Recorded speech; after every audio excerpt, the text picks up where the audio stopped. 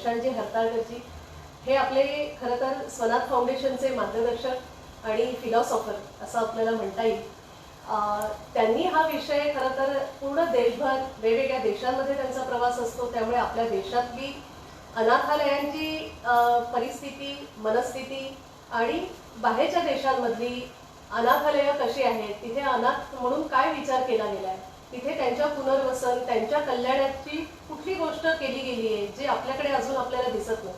अशा अनेक तुलनात्मक अभ्यास म्हणता येईल, अनेक फरक वेगवेगळ्या देशांमधले, या सगळ्याचा अभ्यास त्यांचा खूप वर्षांपासून झालेला असल्यामुळे त्यांनी हा विषय खरं तर इंट्रोड्यूस केला. आणि अनाथ हा जो सब्जेक्ट आहे हा फक्त संस्थांपुरता मर्यादित राहून या मुलांच्या संबंधात चालणार नाही, तर संस्था सोडून बियॉन्ड याचा विचार करावा लागेल. आणि संस्थेतर सेवा ज्या आहेत या संस्थेतर सेवांना जास्त प्राधान्य, जास्त त्याचं प्रमोशन, जास्त तो विषय हा प्राधान्याने पुढे जायला हवा. आणि जेव्हा या संस्थेतर सेवांना जास्तीत जास्त लोकांपर्यंत पोहोचवता येईल, जास्तीत जास्त त्याचं प्रमोशन होईल, तेव्हाच खरं तर अनाथांचा खरा प्रश्न हा मिटण्यास मदत होईल. असा एक विचार खरं तर या सगळ्याच्या मागे. आणि अनाथ मुक्त भारत असा एक कॉल खरं तर प्रशांतजी गेले अनेक वर्षापासून देत आहेत. आणि वेगवेगळ्या ठिकाणी जिथे त्यांना जिथे अशा वेगवेगळ्या संस्था काम करतात अशांमध्ये जाऊन त्यांनी हा विषय मांडलेला आहे. गेल्या वर्षीपासून स्वनाथ फाउंडेशन म्हणून आपण सुरुवात केली. स्वनाथ फाउंडेशनचा मला नक्की म्हणता येईल की अनाथांच्या कार्यात एक कालसापेक्ष आणि अभिनव पाऊल हे गेल्या वर्षी उचललं गेलं. ते तेव्हाचे मुख्यमंत्री आणि आत्ताचे माजी मुख्यमंत्री माननीय श्री देवेंद्रजी फडणवीस यांनी खरं तर पहिली मुहूर्तमेढ स्वनाथची गेल्या वर्षी रोवली. आणि आपल्याला या आपल्या पूर्ण कार्यासाठी अनेक शुभेच्छा त्यांनी दिल्या. आणि आपल्या कामाला गेल्या वर्षी 5 जूनला सुरुवात झाली. आज आपण वर्षपूर्तीनिमित्त सगळे एकत्र आलो आहोत. एक वेबिनार, हे कोरोनाच्या महामारीच्या संकटामुळे मिळालेली संधी, असं आज मला खरंच सगळ्यांशी बोलताना आणि सगळ्यांशी डिजिटली बघताना मला जाणवत आहे की जर कोरोनाचं महासंकट नसतं तर हे असे आपण कधी डिजिटली विचार केला असता का, तर खरं नक्की नाही. त्यामुळे हा पहिल्याच वर्षपूर्तीचा एक आगळा वेगळा कार्यक्रम आज आपण स्वनाथ फाउंडेशनच्या माध्यमातून आज सगळ्यांशी आपण वेबिनारच्या माध्यमातून बोलतो आहोत. मला खूप खूप आनंद होतोय. आज पहिला वाढदिवस स्वनाथ फाउंडेशनचा आहे आणि आपण सगळेजण आज वेळात वेळ काढून इथे सगळेजण उपस्थित आहात. मी समजू शकते की रोजचा रुटीन हा वेगळा होता, पण आज आपण बाहेरचीही कामं करतोय, ऑफिसची कामं करतोय, प्रोफेशनल म्हणून वावरतोय आणि आपण घरी राहून घरातलीही कामं खूप दुप्पट तिप्पट ताकदीने करतो आहोत. ही खरंच सोपी गोष्ट नाहीये. तरी आपण या सगळ्या गोष्टी कोरोनाच्या महासंकटामुळे आपण हे सगळं करत आहोत. मला असं वाटतं आपल्या सगळ्यांच्या मनात एक गोष्ट नक्की आली असेल की कोण सगळ्यात सुखी आहे आज कोरोनाच्या काळात. ज्यांना कामं खूप करावी लागत नाही आहेत, भांडी घासावी लागत नाही, कपडे धुवावे लागत नाहीत, असे कोण आहेत. तर मला असं वाटतं ही सगळी छोटी छोटी मुलं आपल्या घरची आहेत, जी छोटी छोटी बाळं जी आपण म्हणतो कधी कधी त्यांना बघून की अरे बाबा लहानपण देगा देगा. जर हे लहानपण आत्ता असतं तर खूप छान झालं असतं, म्हणजे या सगळ्या यातना आणि हा होणारा त्रास टळला असता.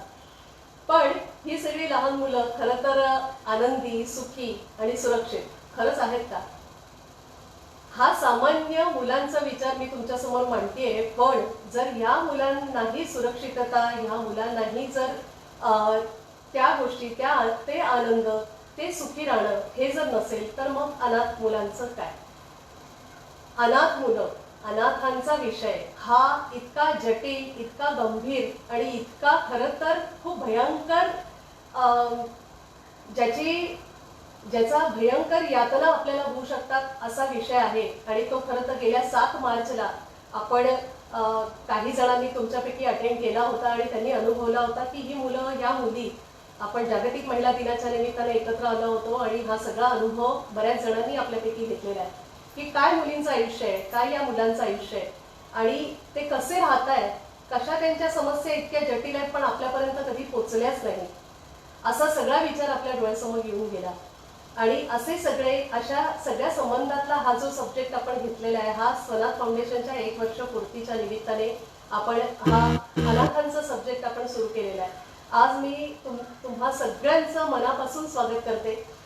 प्रशांतजी थोड्या वेळाने जॉईन होतील, पण आपल्याबरोबर आज माननीय वासंतीताई देशपांडे आहेत, ज्या आपल्या महाराष्ट्राच्या बाल हक्क आयोगाच्या सदस्य आहेत आणि राष्ट्रीय सल्लागार समिती जे आहे त्याच्या पण त्या सदस्य आहेत। आणि वासंतीताईचा गेले 30 वर्ष त्यांचा अनुभव या पूर्ण अडॉप्शनच्या संबंधात, अडॉप्शनच्या क्षेत्रात आणि फॉस्टर केअर सर्व्हिसेस या बाबतीत पण त्यांनी खूप मोलाचं काम केलेलं आहे आणि त्यांनी प्रचंड जनजागृती केलेली आहे। तर अशा वासंतीताई आज आपल्याबरोबर आहेत। त्याच्या बरोबरीने मला असं वाटतं आज पल्लवी कुलकर्णी याही आपल्याबरोबर आहेत। बहुतेक त्या आता नाही तर थोड्या वेळाने जॉईन होतील, पण पल्लवीताईंबद्दल सांगायचं झालं तर त्या बालकल्याण समिती अमरावती अकोल्याच्या त्या बालकल्याण समितीच्या चेअरपर्सन आहेत। बालकल्याण समिती ही अशी असते ज्या चेअरपर्सन म्हणून ज्या तिथे काम करतायत त्या कमालीचं काम करतायत। मुलांचे निर्णय घेण्याचं जे काही यंत्रणा जी गव्हर्नमेंटची असते त्याच्यात सगळ्यात मेजर रोल प्ले करतं ते म्हणजे बालकल्याण समिती आणि बालकल्याण समितीचे सदस्य आणि चेअरपर्सन आणि बाल आयोग, जे वासंतीताईबद्दल मी तुम्हाला सांगितलं। अशा पल्लवीताई गेल्या 3-3.5 वर्षांपासून अकोल्यात काम करतायत, पण त्यांच्या कामाचं बघितलं, त्यांच्याकडे ज्या समस्या येतात, जे प्रश्न मुलांचे येतात त्यांना बघितलं तर खरंच आपल्याला वाटतं की एक जर एखादं पद जे मिळतं त्या पदाला आपण किती वर घेऊन जाऊ शकतो, त्या मुलांचे हक्क, त्या मुलांचे जे काही समस्या आहेत त्यांना किती आपण वाचा फोडू शकतो, किती त्याला चांगल्या पद्धतीने इम्प्लिमेंटेशन करू शकतो जर एखाद्या अधिकाऱ्याने ठरवलं तर। त्याचं एक चांगलं उदाहरण म्हणजे पल्लवीताई कुलकर्णी आहेत। वासंतीताई देशपांडे ताईबद्दल सांगावं तेवढं कमी आहे। ताई वर्धा गेले अनेक वर्ष अडॉप्शन सेंटर ज्या चालवत आहेत, पण याच्याबरोबर अनेक तुम्ही सगळे प्रोफेशनल आहात। सुलक्षणा आपल्याबरोबर आहे, आपल्याबरोबर मनोज आहे, जे अनाथ आश्रमातूनच मोठे झालेली मुलं आहेत आणि जी स्वनाथ आहेत, म्हणून मला असं वाटतं अनाथ हा शब्दच नको, आपण स्वनाथ म्हणू शकतो यांना। आणि या आज सगळेजण आपण एकत्र आलो आहोत स्वनाथ फाउंडेशन तर्फे। गेल्या वर्षभरापासून आम्ही सांगतो आहोत की जसं दिव्यांग आहेत, दिव्यांग यांना एक स्थान, यांना एक अपंगांना एक स्थान दिलं गेलं आहे। दिव्यांग त्यांना असं नाव दिलं गेलंय की त्यांचं अस्तित्व, त्यांची आयडेंटिटी एक समाजात प्रस्तुत झालेली आहे दिव्यांग या एक चांगल्या नावाने। तशी अनाथ नाही तर स्वनाथ म्हणून या सगळ्या अनाथांची आयडेंटिटी समाजात एक चांगलं आदराने स्थान त्यांना मिळावं, अशासाठी आम्ही खरं तर केंद्र सरकारकडे पण अपील केलेलं आहे। हा सगळाच सब्जेक्ट जो आहे तो गेले अनेक वर्ष या सगळ्या वेगवेगळ्या फील्डमध्ये थोडा थोडा अनुभव घेता आला, त्यामुळे या समस्या किती जटिल आणि कठीण आहेत ह्या नक्की समजल्या। आपण आपल्या मुलांचा जो विचार करतोय, जसं मी मगाशी म्हटलं की आपण आपल्या देशातली मुलं, हे लहानपण देवा कधीही आपल्याला आनंद देणारीच गोष्ट आहे, पण ह्या सगळ्या अनाथ मुलांचा जो सब्जेक्ट आहे तो आपल्या देशामध्ये त्यांना राष्ट्रीय संपत्ती म्हणतं। आपल्या देशातच नाही तर जगात पण त्यांना एक सुप्रीम ॲसेट म्हणून यांना खरं तर सगळ्यांनी नावाजलं आणि युनोने जी काही गाईडलाईन्स दिले आहेत त्या आधारावर बालकांचे हक्क हे अतिशय महत्त्वाचे आहेत आणि प्रत्येक देशाची ती राष्ट्रीय संपत्ती जर असेल तर त्यांना त्यांची काळजी घेणं हे सगळ्या आपल्या नागरिकांचं आद्य कर्तव्य आहे। असा खरं तर तो एवढा मोठा सब्जेक्ट असताना मुलांना दुर्लक्षितपणे अजूनही त्यांच्या समस्येकडे त्या अर्थाने खूप चांगल्या विचाराने किंवा त्याची चांगल्या अंमलबजावणी या अर्थाने बघितलं जात नाही। हे एक थोडंसं दुर्दैव आपल्याला नक्की म्हणता येईल। जे मुलांच्या संबंधातले कायदे खूप तयार झाले, मुलांच्या संबंधातले धोरणं खूप तयार झाली, पण त्याचं इम्प्लिमेंटेशन जो सगळीकडेच इम्प्लिमेंटेशनचा जो इश्यू आणि त्याच्याबद्दल चर्चा होते, बोललं जातं, मुलांच्या विषयात तर खूप जास्त याची गरज आणि भीषण समस्या या संबंधातल्या मुलांच्या आहेत। कोरोनाच्या संबंधात तर आता बोलायचं झालं तर अनेक गोष्टी मला सांगता येतील, पण आता आपण त्यावर न जाता मला विषय बोलायचा आहे तो आज जागतिक पातळीवर आपण जो मुलांचा सब्जेक्टचा विचार करतोय, अनाथांचा विचार करतोय, अशी ही संख्या आहे किती याचा जर विचार केला, हे स्टॅटिस्टिकल डाटा म्हणून आपण जर याचा विचार केला तर जगभरात जर आपण म्हणतो की जगभरात लोकसंख्या ही 720 कोटी आहे, तर त्याच्यामध्ये 15,30,00,000पेक्षा जास्त जगामध्ये अनाथ मुलं आहेत। प्रत्येक दिवसाला 7,500 अनाथ मुलं जन्मतात आणि अनाथ होतात। आपल्या भारत देशाचा जर विचार केला तर 1.25 करोड जनसंख्या त्याच्यामध्ये अनाथ मुलांचा विचार केला तर 2 करोडपेक्षा जास्त अनाथ मुलं. आणि या अनाथ मुलांचा विचार करता करता रोजच्या दिवसाला किती अनाथ होत आहेत तर 160 मुलं रोजच्या रोज अनाथ होत आहेत. आणि अशी जर ही गंभीर समस्या इतकी आहे तर यांच्याकडे काय बघितलं जातं? बाहेरच्या देशांमध्ये यांचं रिहॅबिलिटेशन म्हणून काय विचार केला गेला? त्यांच्या कल्याणासाठी काय सब्जेक्टचा विचार आपण केलाय? तर बाहेरच्या देशांमध्ये अमेरिकेसारख्या देशामध्ये 2017-18चा जर रिपोर्ट आपण म्हटला तर 2017-18च्या रिपोर्टमध्ये हे 4 लाख मुलं अनाथ झाली तर त्यातल्या 3 लाखांचं रिहॅबिलिटेशन त्या अडॉप्टिव्ह पेरेंट्सनी त्या फॉस्टर केअरच्या पेरेंट्सनी कुटुंब त्यांना मिळालेली आहेत त्या वेगवेगळ्या ठिकाणी फॉस्टर केअरच्या माध्यमातून अडॉप्शनच्या माध्यमातून ह्या मुलांचा एक संगोपनाचा विचार केला गेलेला आहे. पण जर बाकीच्या देशांमधला विचार केला तर युरोपियन राष्ट्रांमध्ये पण युरोपमध्ये स्पेसिफिकली म्हणायचं झालं तर युरोपमध्ये 1,47,000 2 वर्षापूर्वीचा आकडा आहे जिथे ही मुलं ही अनाथ मिळाली आणि या अनाथ मुलं मिळाल्यानंतर त्यांच्या कुटुंबामध्ये त्यांची व्यवस्था केली गेली. मग ते फॉस्टर केअर आणि अडॉप्शन या माध्यमातून या मुलांना कुटुंब मिळाले. याच्या बरोबरीने जर आपण Australia, Africa, South East Asia कंट्रीजचा विचार केला तर इथेही याच प्रकारचं स्टॅटिस्टिक्स आपल्याला दिसून पडतं. केनियासारखा छोटासा देश, अतिशय छोटा देश, पण त्यांना जेव्हा या सगळ्या विषयावरचं गांभीर्य समजलं त्यांनी ताबडतोब इम्प्लिमेंटेशनला सुरुवात केली आणि त्यांनी सांगितलं की आम्ही अनाथ मुक्त आमचा केनिया करू. असे अनेक देशांच्या तुम्हाला उदाहरणं देता येतील. इंग्लंडचं उदाहरण तुम्हाला तुमच्या समोर नक्की देता येतील. अशी अनेक देश हे मुलांच्या संबंधात किती संवेदनशील आहेत तर ते नक्की संवेदनशील आहेत. पण त्याच्यातल्या अनेक वेगळ्या समस्या त्यांच्या इथे दिसून पडतात. मुलांचे प्रश्न सगळे सॉल्व्ह झालेत आणि खूप छान आनंदी वातावरण आहे असं नक्की नाहीये. पण मुलांचे प्रश्न सॉल्व्ह करण्यासाठीचे जे इम्प्लिमेंटेबल सोल्युशनचा आपण जो विचार करतो तो विचार तिथे केला गेला आणि foster care services, adoption services यांना प्राधान्य आणि प्रोत्साहन दिलं गेलं. आपल्या देशाची कथा काय आहे तर यामध्ये 2 वर्षापूर्वीचा आकडा फक्त अडॉप्शन सर्व्हिसेस याच्यासाठीचा एक ज्यांच्यामध्ये मुलांच्या पुनरेकात्मीकरण किंवा रिहॅबिलिटेशनचा विचार केला जातो असे अडॉप्शन सर्व्हिसेसमध्ये 27,000 वेटिंग लिस्ट होती मुलांची. आणि त्याच्यात गेलेल्यांची संख्या किती? मुलांना कुटुंब मिळालेली संख्या किती तर 4,100 इतकीच मुलं अडॉप्टिव्ह पेरेंट्सनी घरी घेऊन गेलेले आणि त्यांचं एक पुनर्वसन झालेलं आहे. बाकीच्या मुलांचं काय? 2 करोडपेक्षा जास्त संख्या मुलांची आहे. ती बालगृहात आहेत किंवा ती कुठेच नाही. ती एक्झॅक्टली कुठे आहेत, त्यांचा डाटा किती, त्यांचा वेगवेगळ्या बालगृहामध्ये मुलांची म्हणून अनाथ असलेल्या मुलांची एक्झॅक्टली संख्या किती असा जेव्हा विचार येतो तेव्हा तो आपल्या देशात आणि आपल्या राज्यात किंवा इतरही राज्यांमध्ये एक्झॅक्टली डेटा मिळणं अतिशय कठीण गोष्ट झालेली आहे. याच्यात अनेक कारणं आहेत. हिडन अजेंडेज असतील, सो कॉल्ड ज्या संस्था काम करतायत त्यांचे काही हिडन अजेंडेज आहेत आणि याच्यामुळे आपल्या मुलांचा प्रश्न हा फक्त संस्थांमध्ये जाऊन हा सॉल्व्ह नक्की होणारा नाहीये. हे आपल्या देशातल्या लोकांनी समजून घेण्याची खरंच गरज आहे. सामाजिक कार्यकर्ते या संबंधात खूप एफर्ट घेत आहेत. आपल्या तुमच्यासारखी लोकही खूप संवेदनशील होऊन या विषयाकडे पाहतायत आणि आपण त्याला किती आपल्याकडून मदत करता येईल ह्याचा विचार करतोय. पण या समस्या ह्या बियॉन्ड संस्था असाच विचार आहे. त्या संस्थांमधले मुलांचे प्रश्न वेगळे आणि संस्थेपेक्षा बाहेर असलेली जी मुलं आहेत त्यांच्या रिहॅबिलिटेशनचा विचार हा खूप मोठा आणि महत्त्वाचा आहे. वेगवेगळ्या एक्सप्लॉयटेशन, त्यांचं वेगवेगळं ट्रॅफिकिंग, त्यांचा चाइल्ड लेबर असे अनेक प्रश्न आहेत. एक प्रश्न म्हणून मुलांचा नाही आहे, अनेक प्रश्न याचे आहेत.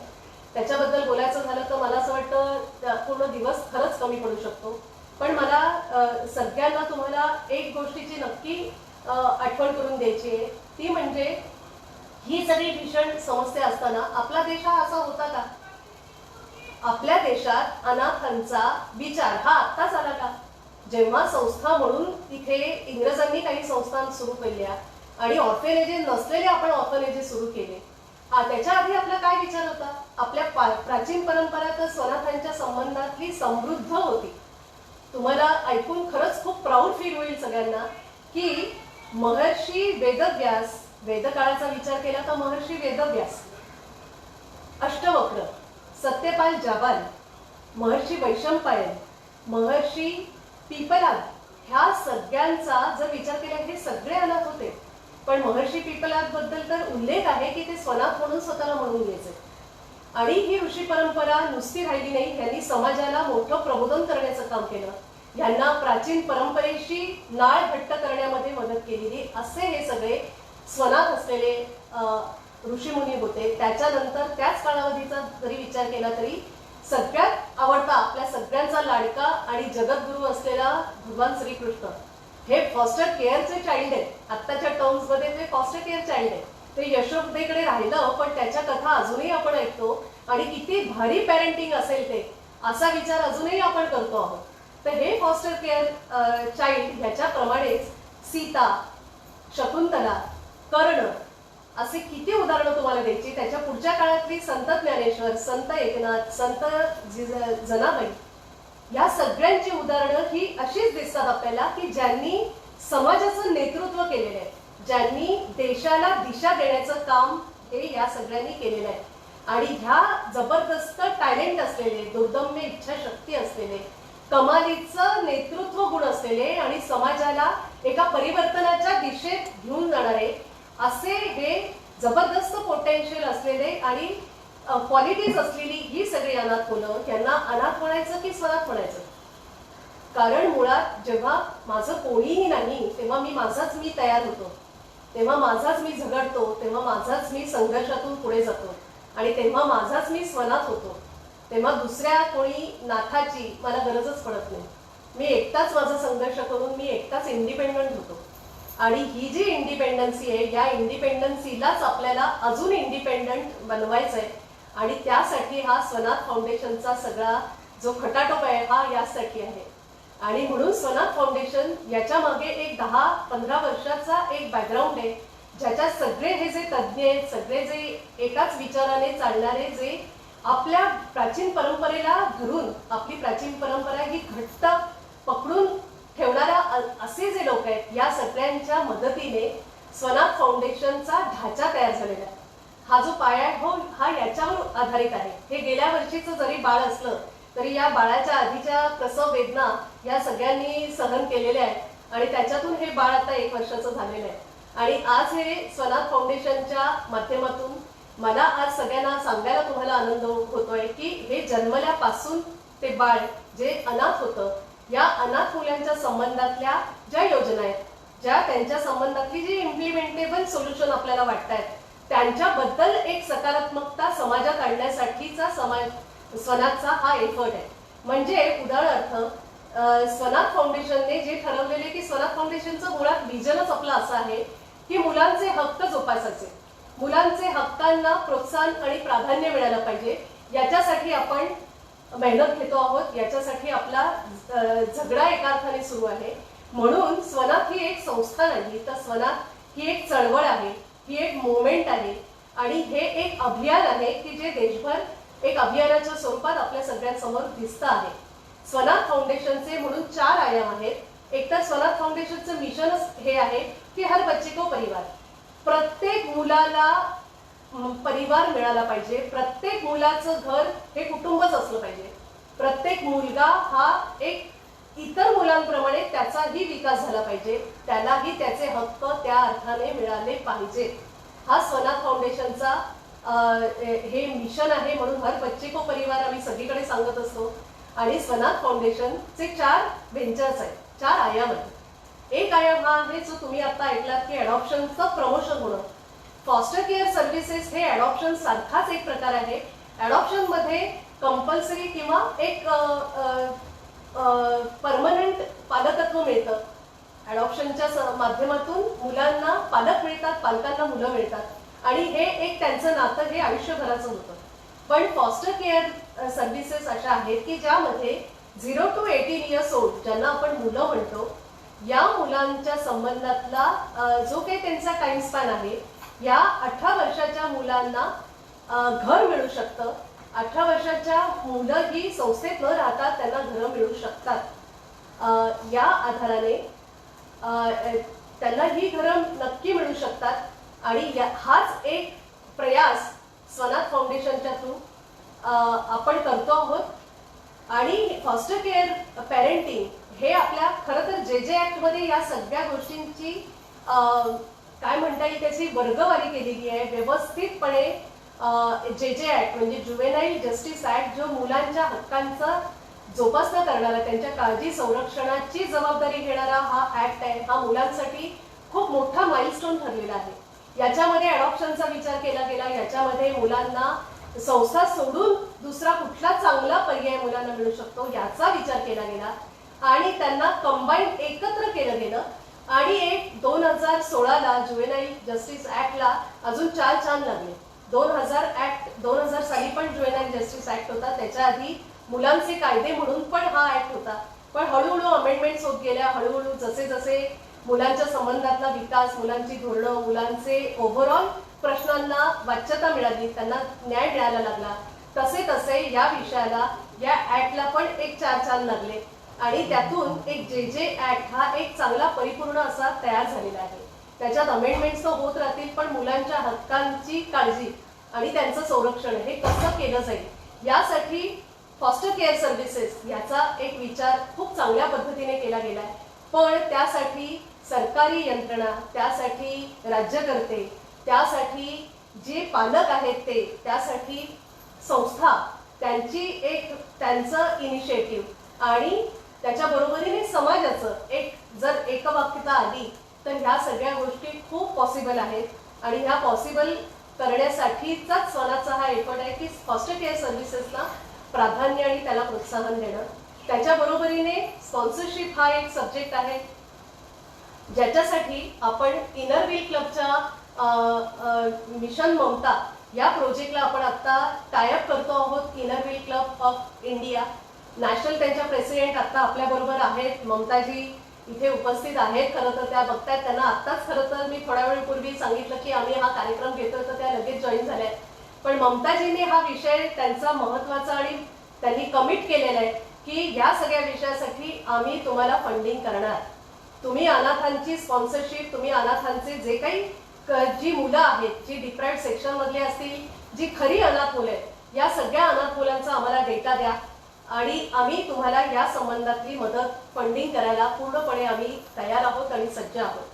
त्यामुळे ममताजींचं खरं यासाठी किती आभार मानावे कमी आहे, पण त्यांनी हे मिशन त्यांचं घेतलेलं आहे आणि मिशन ममता म्हणून आपण आता सगळेजण ममताजींबरोबर जुळून आम्ही एकत्रित काम करणार आहोत।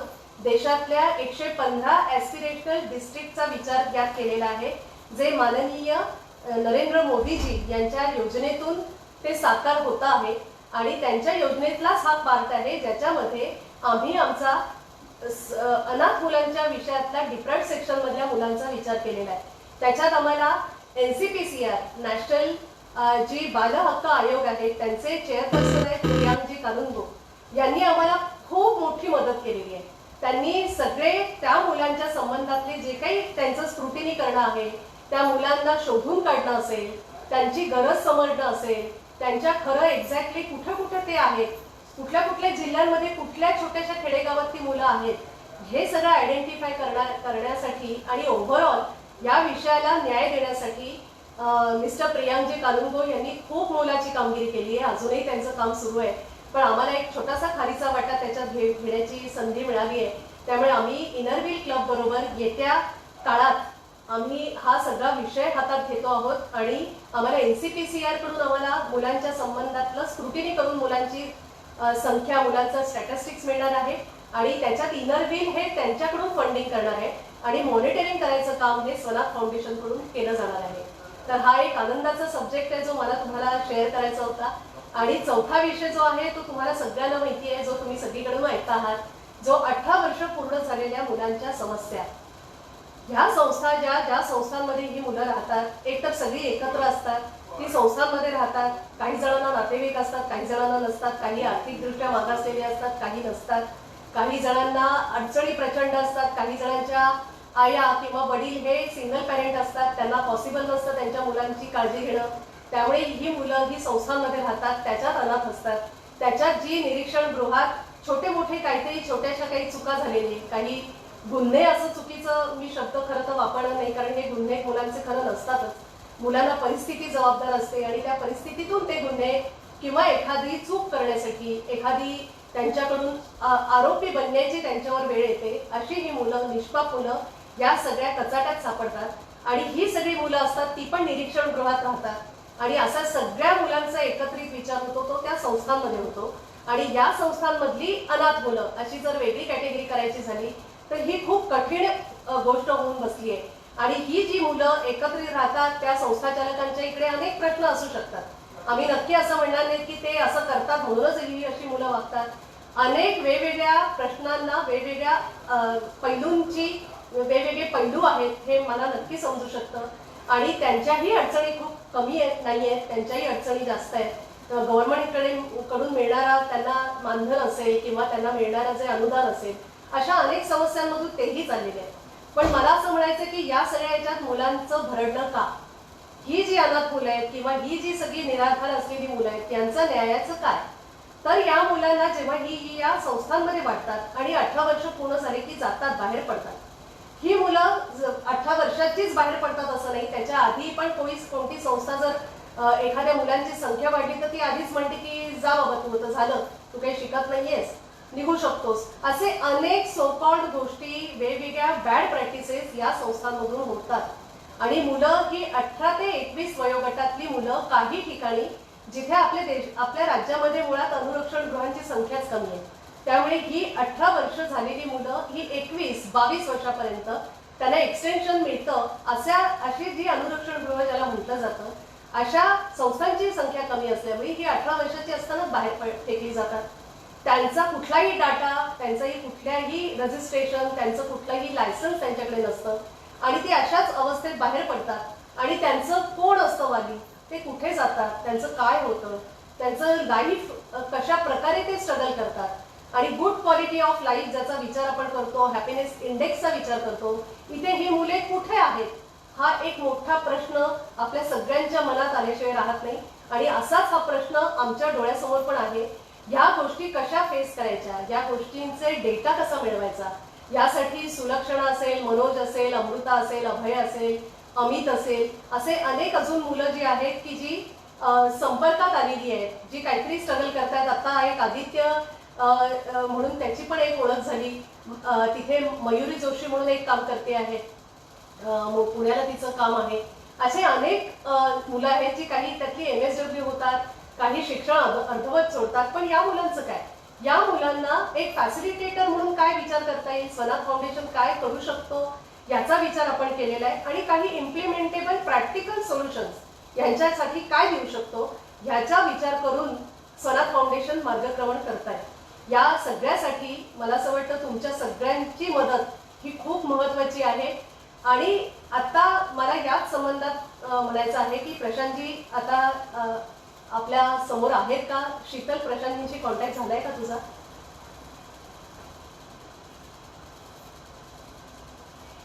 Sheetal, okay, yes, okay.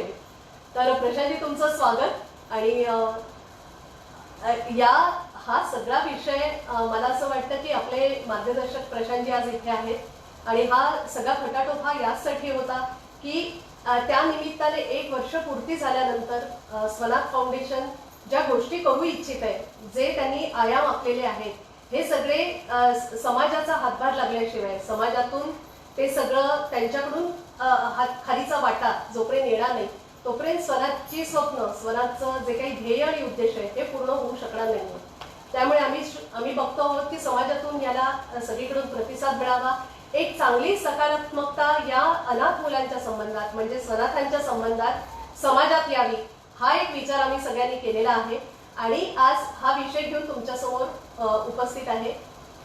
मला असं वाटतं प्रशांतजी तुम्ही आता या पुढचा जो विषय तो तुम्ही प्लीज सगळ्यांशी बोलावात. प्रशांतजींबद्दल जसं मी तुम्हाला सांगितलं की प्रशांतजी हे इंटरनॅशनल सेक्रेटरी आहेत विश्व हिंदू परिषदेचे, संघाचे प्रचारक. आणि यासाठी ते विश्व हिंदू परिषदेच्या कामाच्या बरोबरीनेच ते ऑर्फनेजेसच्या संबंधातला त्यांचा हा खूप अभ्यास त्यांनी या माध्यमातून केलेला आहे. वेगवेगळ्या ठिकाणी त्यांनी व्हिजिट्स केले. त्यामुळे त्यांना ही शोकांतिका ही त्यांना जास्त गांभीर्याने समजलेली आहे आणि बाहेरचे देश करू शकतात, तो आपला कुटुंब वत्सल देश का नाही करू शकत, असा एक त्यांचा एक महत्वाचा प्रश्न घेऊन ते आपल्या सगळ्यांशी बोलतात आणि तो विषय सांगतात. प्रशांतजी प्लीज तुम्ही तुमचा सनातांच्या संबंधातला आज 1 वर्षापूर्ती निमित्त बोलाल.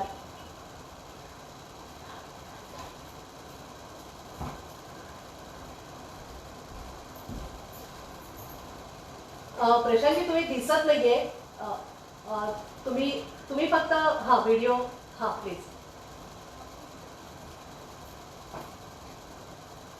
हा आवाज येतोय.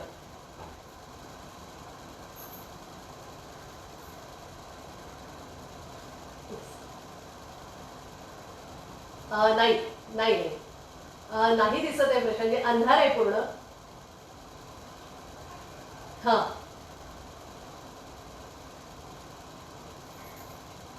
तो कॅमेरामुळे कदाचित अंदाज जास्त येतो. आपला एक्स्ट्रा जो कॅमेरा आपण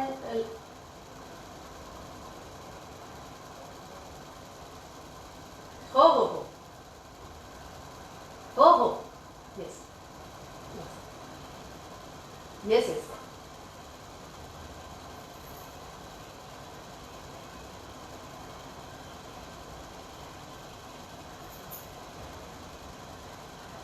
हो हो ठीक.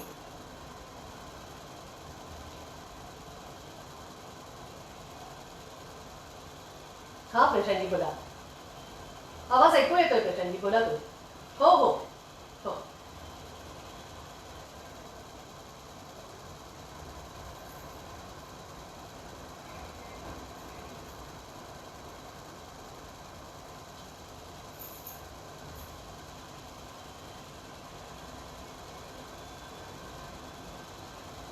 हम्म.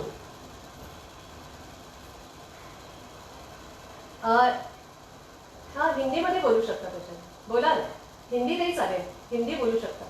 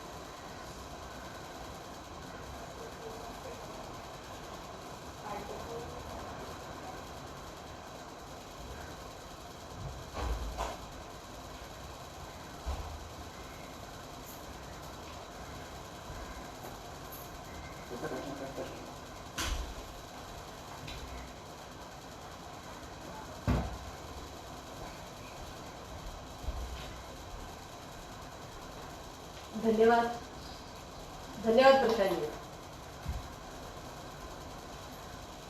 जी।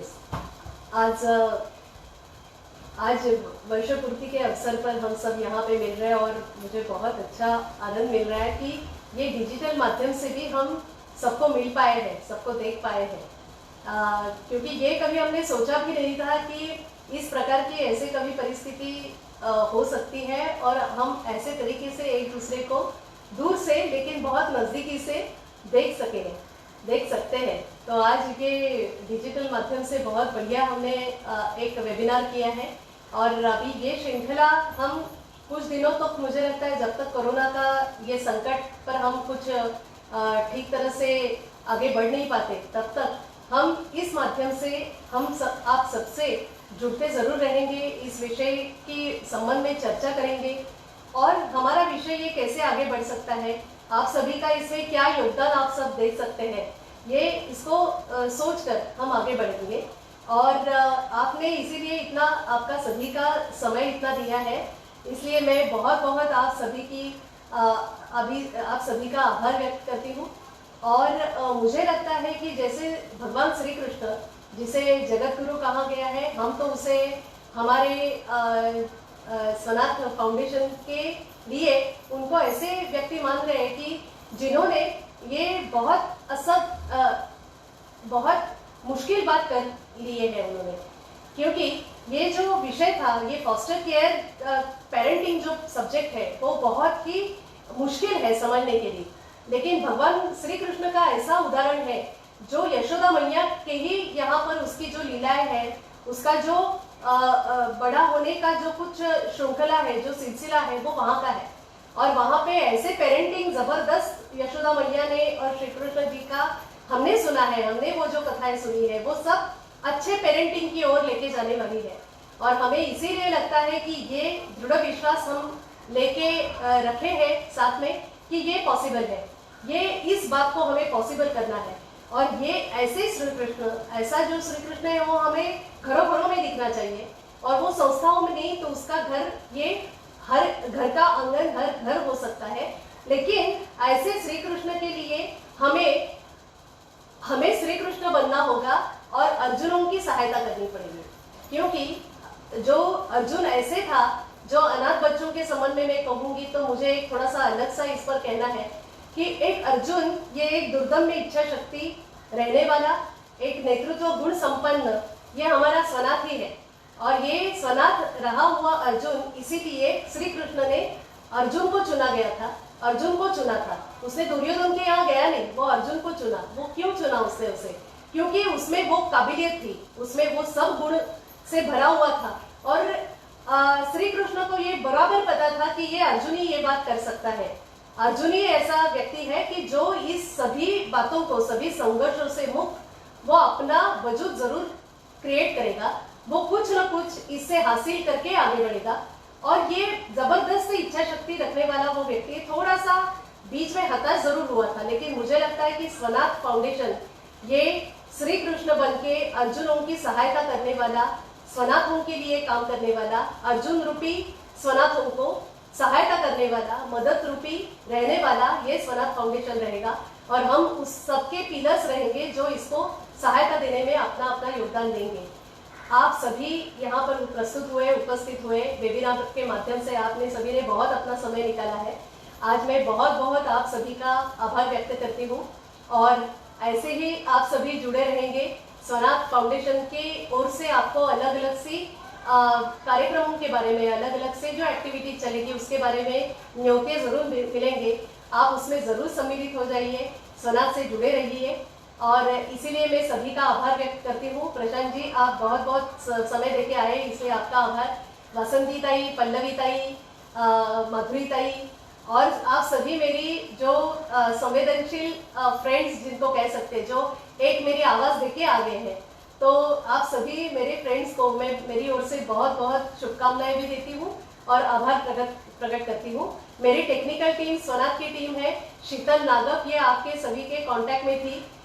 शीतल ने पूर्णकालिक कार्य किया है, वो गुजरात में उसने 3 साल पूर्णकालिक करके वो काम कर रही थी, वो देश के लिए काम कर रही थी। पूर्णकालिक ये ऐसी संकल्पना है जो अखिल भारतीय विद्यार्थी परिषद से जुड़ी है और वो काम वहाँ पे कर रही थी। तो ऐसी शीतल नागव भी हमारे यहाँ कोऑर्डिनेटर बनके अपने साथ काम कर रही है और बहुत कमाल का डेडिकेशन से वो काम करती है। उसके साथ साथ अभी मिलन हमारे साथ ज्वाइन हुआ है, जो टेक्निकल और अकाउंटेंसी ये सभी संबंध में वो काम करता है। स्वनाथ फाउंडेशन का एक छोटा सा ऑफिस है जो चन्नी रोड में है, और चन्नी रोड में बस 1 साल के लिए हमने भाड़े पे लिया था। अभी हमें कोरोना खत्म होते ही है उसके पहले ही शायद हमें नोटिस मिल जाएगी और वहाँ से खाली हमारा ऑफिस करना पड़ेगा। तो इसलिए हम देख रहे हैं कि कहीं पे हमें कुछ फ्री में कोई ऑफिस हमें मिले छोटा सा, जहाँ पर हम हमारा काम आगे बढ़ा सकते हैं, और इसलिए हम उसको ढूंढ रहे हैं। आप भी कहीं किसी पे इंफॉर्मेशन किसी को मिलती है तो ज़रूर बताइए। लेकिन स्वनाथ से सहभागी और सहयोग देने के लिए बहुत बहुत धन्यवाद। आप सभी का मैं स्वागत, अभिनंदन और धन्यवाद देती हूँ, और फिर से मिलने की उम्मीद जगाए हुए आपसे विदा देती हूँ। Thank you very much. Thank you.